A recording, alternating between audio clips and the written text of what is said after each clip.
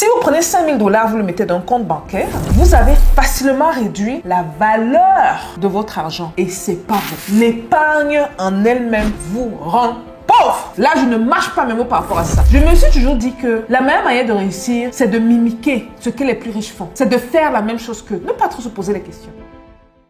C'est un constat aberrant. C'est un constat qui fait peur, les gars. Très souvent, on vous demande d'épargner, mais la vérité, c'est que c'est une pièce à deux faces. La première face qui est la belle face, comme d'habitude, qui est l'épargne. On vous demande donc ainsi de prendre une partie de votre salaire, une partie de vos revenus et de le mettre à chaud quelque part. Mais la réalité est plus grave que ça. L'épargne en elle-même vous rend pauvre. On en parle dans cette vidéo. Stay tuned. Je vous donne maintenant la possibilité de devenir membre de la chaîne. Devenir membre, c'est surtout avoir accès aux coulisses des astuces de business dont je ne parle pas publiquement. C'est aussi bénéficier de masterclass, de coaching et de vidéos exclusives. Je vous offre sur un plateau d'or plus de 20 ans d'expérience pour le prix d'un sandwich. Cliquez dès aujourd'hui sur rejoindre ou join pour rejoindre notre communauté grandissante ou regardez le commentaire épinglé sous la vidéo. Bonjour et bienvenue sur Parlons de business. Alors ici on parle de quoi? On parle de business, on parle d'opportunités d'affaires, on parle d'argent et on parle de tout ce qui peut faire grossir ton compte bancaire, même de mindset. On va se dans le vif du sujet parce que je sais que c'est un sujet qui est chaud, comme la patate chaude qui sort du feu. On va parler ici du fait que l'épargne, malheureusement, vous conduit à une finalité que vous n'allez pas aimer. Je vais vous introduire ici à une notion qu'on appelle l'inflation. L'inflation, c'est quoi? L'inflation, c'est ce qui affecte justement le cours d'une monnaie. Je vous prends un exemple. Le taux d'inflation, disons que vous êtes dans un pays où le taux d'inflation est de 9%. Vous prenez votre 5 000 $, vous le mettez dans un compte bancaire. 5 ans plus tard, ce 5 000 $ vaut 3 200 $. Et ça, c'est dans un pays où le taux d'inflation est de 9%. Si on prend le cas, par exemple, du Congo RDC, le taux d'inflation est de 17%. En d'autres termes, en 5 ans, si vous prenez 5 000 $, vous le mettez dans un compte bancaire, vous avez facilement réduit la valeur de votre argent. Pour ce faire, je vais vous prendre un exemple très simple pour que vous compreniez. Parce que oui, vous allez toujours avoir le 5 000 $, mais ce même 5 000 $ ne pourra plus acheter les mêmes choses qu'avant. Exemple très simple. Ceux qui se rappellent les années 90, je me rappelle que quand on grandissait, on partait à la boutique et ça nous arrivait parfois de payer le pain à 5 francs ou même à 25 francs. Vous imaginez, payer le pain à 5 francs CFA. Est-ce qu'il est possible de le faire encore présentement? Non, simplement pourquoi? Parce qu'en effet, la valeur de l'argent a diminué avec le temps. Il était important, dans les années 90, le même 5 francs valait bien plus que le 5 francs d'aujourd'hui. Je répète, en d'autres termes, si vous prenez votre argent, votre épargne, vous le mettez dans un compte d'épargne et il reste dans ce compte d'épargne-là sans se fructifier. En d'autres termes, ce n'est pas investi, ce n'est pas mis dans certains endroits, ce n'est pas placé dans certains secteurs. Ceux qui veulent avoir un peu plus d'alternatives par rapport à où placer votre argent, que faire de votre épargne, joignez l'espace membre. J'ai fait toute une masterclass dessus pour les membres diamants où je leur ai montré moi personnellement mes comptes. Je leur ai dit ce qu'ils peuvent faire justement quand ils épargnent l'argent pour ne pas tomber sous ce piège. Un piège dont on ne parle pratiquement jamais. C'est dangereux, les gars. Ok, donc si vous prenez votre 5 000, je résume rapidement. Vous prenez votre 5 000 $, vous le mettez dans un compte bancaire. Cet argent ne produit pas et est assis sur place. Ce 5 000 $ perd de la valeur avec le temps. Je vous ai pris l'exemple de 9%. À un taux d'inflation, vous êtes dans un pays avec un taux d'inflation de 9%.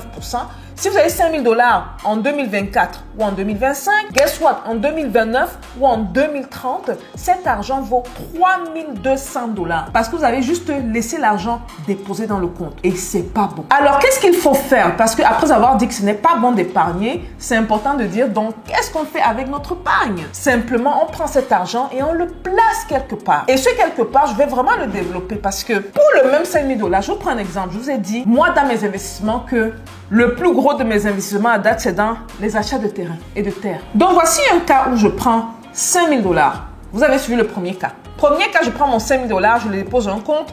Je croise les doigts, youpi, yaye, j'ai de l'épargne. Je pense que l'argent grossit. Il y a même parfois ce qui est intéressant. Vous allez aux États-Unis, par exemple, on a un taux d'inflation de 3%. Vous allez épargner dans des taux de 1,5%. Like, hello, vous perdez 1,5% par an. Mais anyway, on revient dans le contexte du 9%. Le pays où le taux d'inflation est de 9%. Donc, je prends mon 5 000 $. Je mets dans le compte d'épargne. Je suis contente, j'ai de l'épargne. Oh, parfait, la vie est belle. 5 ans plus tard, bon, la valeur a chuté à 3 200 $. A contrario, je prends le même 5 000 $. Je le prends et je le place dans les achats de terrain. Ou même, vous vous rappelez, les solutions supérieures dont j'ai parlé dans l'espace membre. Si vous n'êtes pas encore membre diamant, allez prendre votre membership, regardez en bas, cliquez dessus et joignez le mouvement. Donc, je prends cet argent, j'achète dans un terrain. Le même 5 000 $, on va rester conservateur sur ce point-là. Le même 5 000 $, 5 ans plus tard, le terrain que vous avez acquis à 5 000 $, 5 ans plus tard, vaut 10 000 $. Donc, d'un côté, vous avez 3 200 $ parce que vous avez un épargnant. Vous avez malheureusement quelqu'un qui ne comprend pas que juste faire épargner le rend paresseux. Juste faire épargner le rend pauvre avec le temps. Parce que franchement, si avec 5 ans, on a 3 000 $, vous n'imaginez pas dans 10 ans, 15 ans, vous n'avez plus d'argent. Hein. Vous n'avez plus d'argent, malheureusement. Ok, donc 3 200 $ d'un côté. Et deuxième côté, vous avez la personne intelligente qui a pris son argent et a acheté le terrain. Et à propos des achats de terrain, vous savez, moi personnellement, ce qui m'a conduit dans les achats de terrain, c'est oui, plus ou moins l'influence des personnes autour de moi, dont ma mère, qui est dans les achats de terrain, ça fait plus de 30 ans, surtout du côté du Cameroun. Mais également, quand j'observais les super riches. Aujourd'hui, si vous voulez, vous faites un petit jeu, allez sur Google, tapez le nom des personnes les plus riches. Vous allez voir les noms comme Elon Musk, Jeff Bezos, Bill Gates, Mark Zuckerberg, que sais-je. Tapez le top 10. Je sais que présentement, Elon Musk, merci aux élections présidentielles, a pété la barre de 250 milliards. Et si je ne me trompe pas, il a 263 milliards de $.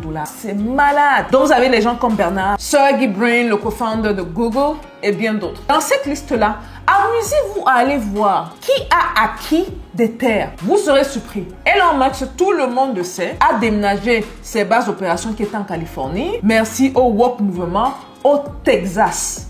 Donc, il a acquis énormément de terres au Texas. Il a déplacé SpaceX de la Californie au Texas. Il a également déplacé les factories, Tesla Factory de la West Coast du côté du Texas. Mais en plus, comme beaucoup le savent, il a plusieurs propriétés autour des États-Unis. Des propriétés même justement qu'il est en train de vendre.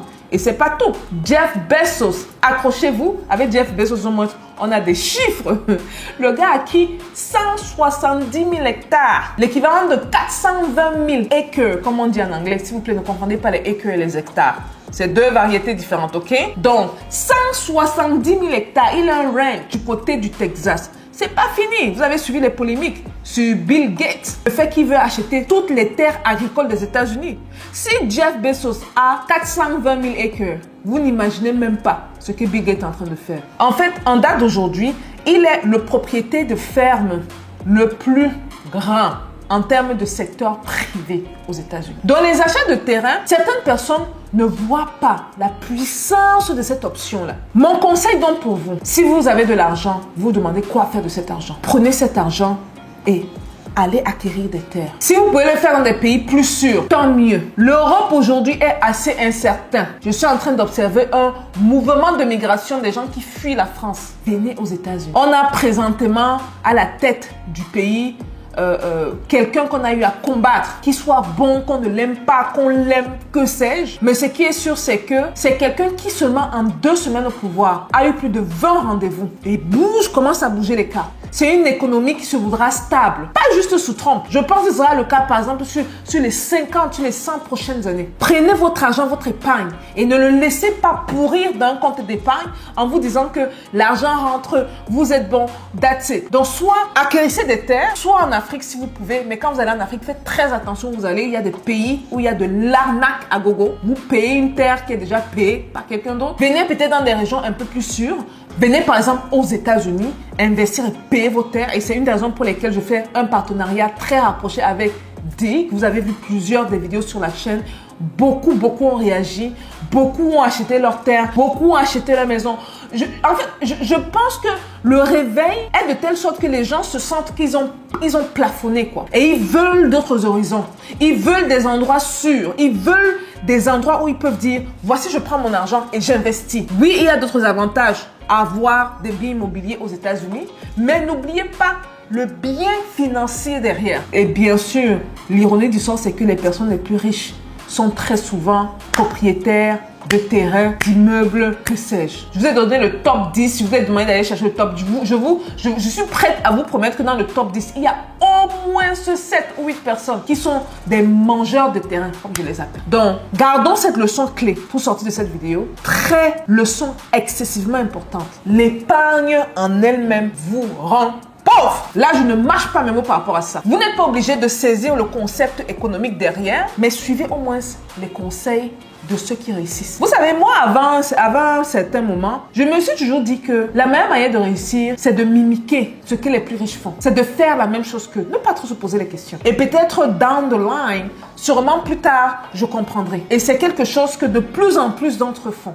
Donc, si on a l'opportunité de devenir propriétaire de terre, propriétaire de maison, ou même investir, avoir ceux qui ont des investissements un peu plus modestes, hein. Si vous n'avez pas peut-être $1000, si vous n'avez pas peut-être $2000 ou $4000, vous avez peut-être $500 ou 1000, que sais-je. Devenez membre et vous aurez une bonne partie des réponses à votre question dans l'espace membre. Bien sûr, membre diamant pour les masters. Voilà un peu pour la vidéo. J'espère que vous avez appris une chose ou deux choses ou trois choses. Comme d'habitude, qu'est-ce qu'on fait? On met le pouce bleu. Si on n'est pas encore abonné, on s'abonne. On me dit que je demande pas assez d'abonnés. Abonnez-vous les gars, abonnez-vous. C'est comment avec vous?